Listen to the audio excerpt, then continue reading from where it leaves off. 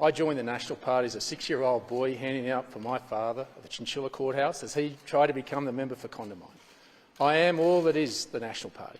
I believe passionately in the National Party because we are all there is about regional and rural Australia. We are the conscience of rural and regional Australia right here in this parliament.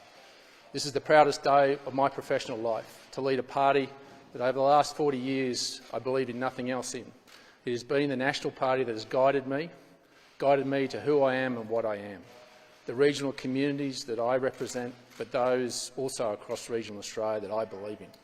The National Party today starts its journey towards 2025 with a vibrant team ready to articulate the policies that are important to regional and rural Australia, but also to draw on the experience of 2 former Deputy Prime Ministers in Barnaby Joyce and Michael McCormack, to build that bridge of unity and purpose, to make sure that regional and rural Australia isn't forgotten here, to draw on the experience of those great men, not only those that are there but those that have come before us, and these great women that stand here with me as the future of the National Party in taking us forward to 2025. The legacy that both Barnaby and Michael have left is one that indelibly can be seen every day in regional and rural Australia, and for that they should be profoundly proud of, and one that I need to build on and my team needs to build on as a National Party. And so, as part of that, today we start that journey towards 2025. We started with the enthusiasm and energy of knowing that while we held all our seats, there are emerging threats, there are emerging challenges, but we're equipped to face them. We're equipped to face them not because of me, but because of my team and the diversity of our team. No individual will continue to represent regional and rural Australia alone. It will be the team, the collective wisdom of those men and women, those 22 men and women in that room, that will drive the National Party into the future, that will drive regional and rural Australia, that will give it its voice right here in Canberra. I'm proud to say that my team, a National Party team, will work collectively together to strive for that. So to Perrin Davies, as my new deputy, I'm proud to say, who has probably longer lineage as me in the National Party, one that her father would be sitting there today, I suspect, as one of the greatest National Party stalwarts with a tear in his eye, knowing that her daughter has come to this place and will be the Deputy Leader of the National Party, and to Bridget McKenzie, who has been there from the start as our Leader in the Senate. This will bring the diversity and strength of our party room beyond any individual. This is about the National Party as a team driving the future. Perrin, did you want to say something? Before you all get too excited. You know, still in election mode. You know, they're very much in election mode. I just, on the back of David Littleproud, I congratulate David Littleproud. I am so proud of our National Party room, the democratic process that we undergo in conducting these ballots, and how we do come together and unite after the fact. This is about the future. We are the team for the future of the National Party, building on the experience within our party room.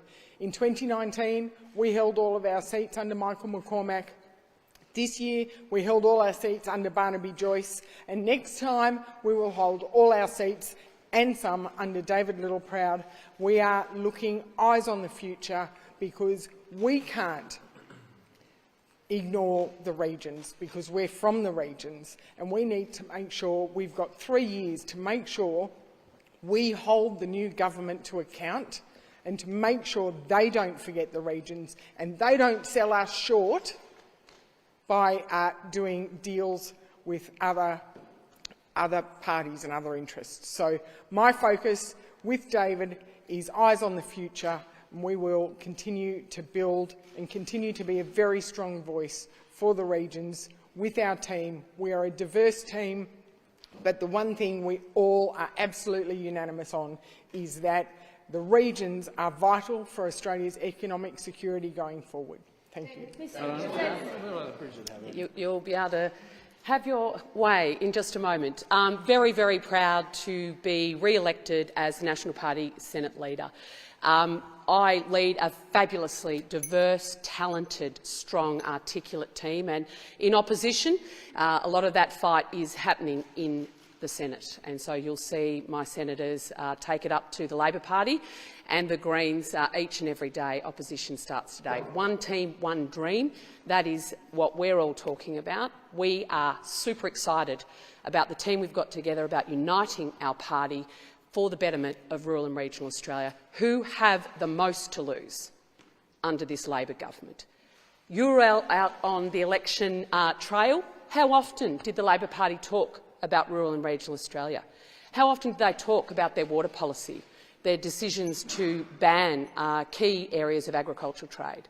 So we have a heavy lifting task going forward as a party. It is our party's duty to stand up for the 8 million Australians that don't live in capital cities and that underpin our national economy. We're up for the fight and we can't wait. We'll start here and we'll move on. Now, 2 men at the helm of the coalition. Do you think that's a smart move, considering so many female voters abandoned the coalition at the election?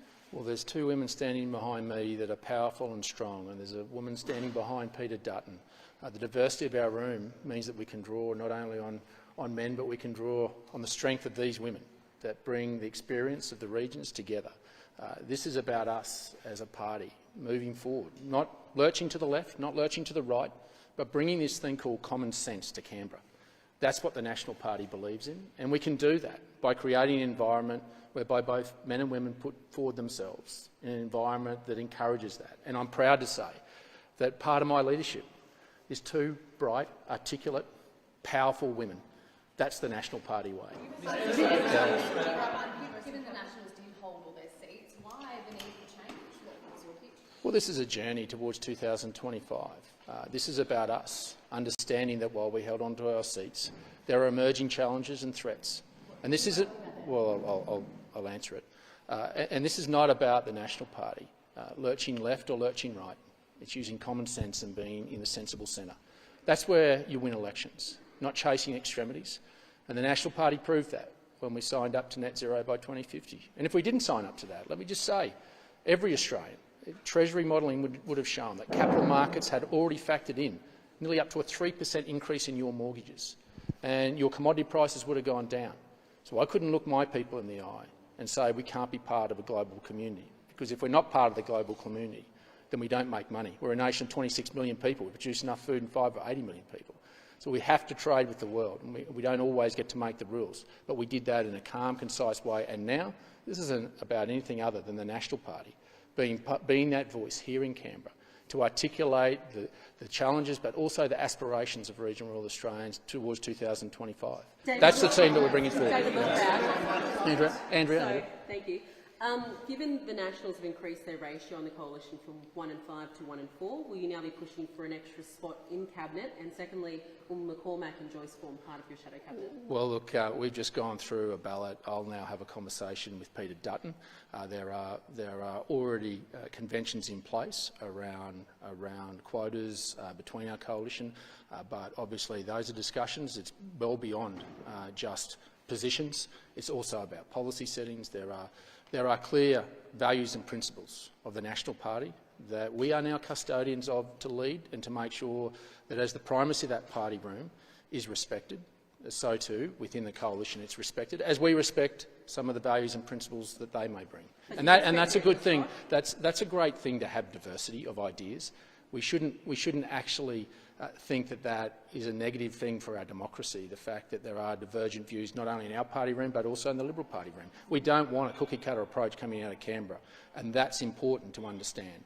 Mr. Littleproud, will you now push, given the election result, will you now push for increased net zero, increased emissions reduction target? Will you also push the Nationals to adopt Labor's 43% by 2030? Well, the National Party made a commitment to live up to our international commitment by 2050. And in fact, you know what? We made a commitment with the coalition to get to 26 to 28%. We don't believe in telling people what to do. We don't have to.